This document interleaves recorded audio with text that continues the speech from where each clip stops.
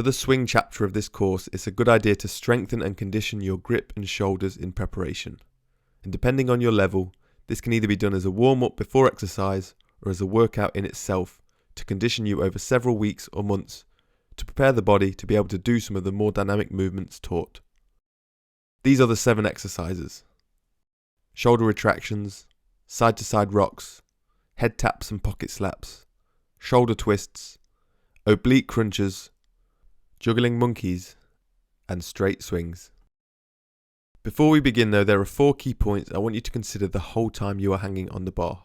Firstly, and most importantly, if possible and where necessary, use some sort of support underfoot so you can take some of the weight off of the upper body. The goal with these exercises isn't to work at our max ability, but to show the body that it is safe in each position. We want to find the right Goldilocks level of challenge, but I would always err on the side of more support rather than less. I personally still use support for many of these, especially when warming up. The way to do this is to make a setup where you can reach the bar with the hands and have the feet still reach the floor or a step like this. Then it's up to you how much you take in the legs. This might vary from exercise to exercise. The trick is to become sensitive to the body's reaction to each position. We don't ever want it to feel like it is locking up without our command, or straining on for dear life to complete the exercise. Secondly, focus on shoulder retraction by pulling them down and back as much as possible. The deeper we can pull our shoulders in, the more supported and safe they will be. This retraction action engages and strengthens all the supportive stability muscles used in hanging. Third, keep your stomach engaged. We want to keep our lower body connected the whole time, so we need our transverse abdominis, the belt around our middle, to stay switched on. When you do this correctly, you should feel the front of your ribs tucked down and the front of your hips pulled up, and your belly button pulled back towards your spine. And lastly, you want to overgrip the bar like so. We're not just hanging purely on our fingertips, but wrapping the palm around as much as it will go. Now with these in mind, let's begin. Exercise 1. Shoulder retractions. One shoulder at a time, pull the shoulder back and down as far as it will go into its socket and hold for a few seconds. Take as much weight into the feet as necessary to feel this action happen. You should feel the side of your torso want to get involved too, and you should let it. You may want to do anywhere from 5 to 10 reps per side. Side-to-side rocks. Similar to the shoulder retractions, but with more of a focus on how the torso controls the hips. Pull down on one shoulder and lift the hip up on that same side using the lateral core. This is a crucial movement to understand when it comes to swinging on monkey bars.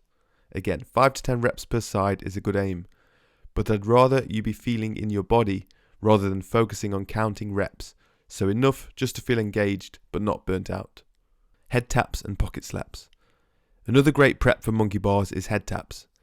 Again, taking as much weight as necessary in the feet and pulling the shoulder into the ribs. With the other hand, you're going to tap yourself on the head. The aim here is to be able to do it without swinging, and the key to that is to shift your weight across using the same technique from the previous exercise, so that your center of mass is directly below the gripping hand when you let go of the bar with the tapping hand. The progression up from this is to slap your pocket, again aiming to do it 100% under control and with zero swing. 3 to 5 reps each side per set is a fine target. Shoulder twists. The ability to control rotation of the body by the shoulder whilst hanging is almost entirely overlooked as a vital function of it.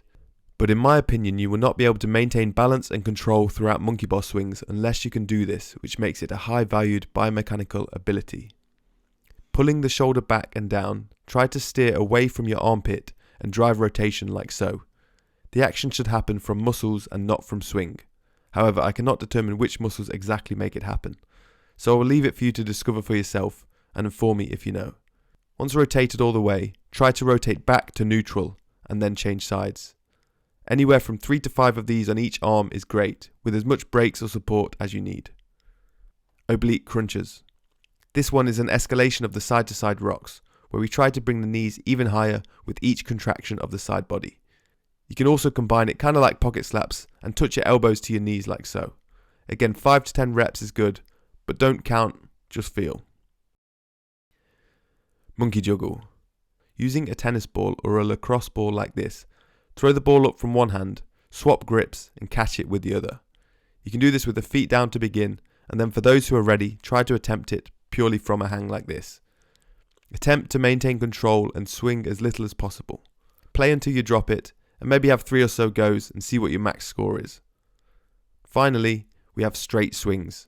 Wholly overlooked as a great functional exercise for grip, shoulder strength and core. If you feel safe to do so, you're going to just swing backwards and forwards multiple times.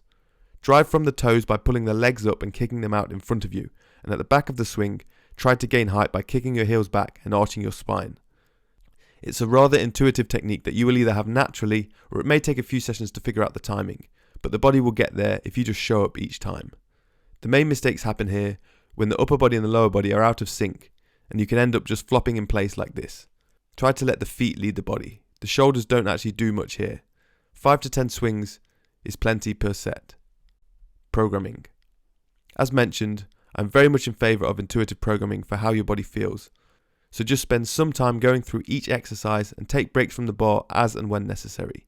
You could do 1 round as a warm-up or 2 to 3 rounds of it as a healthy, well-balanced workout in itself.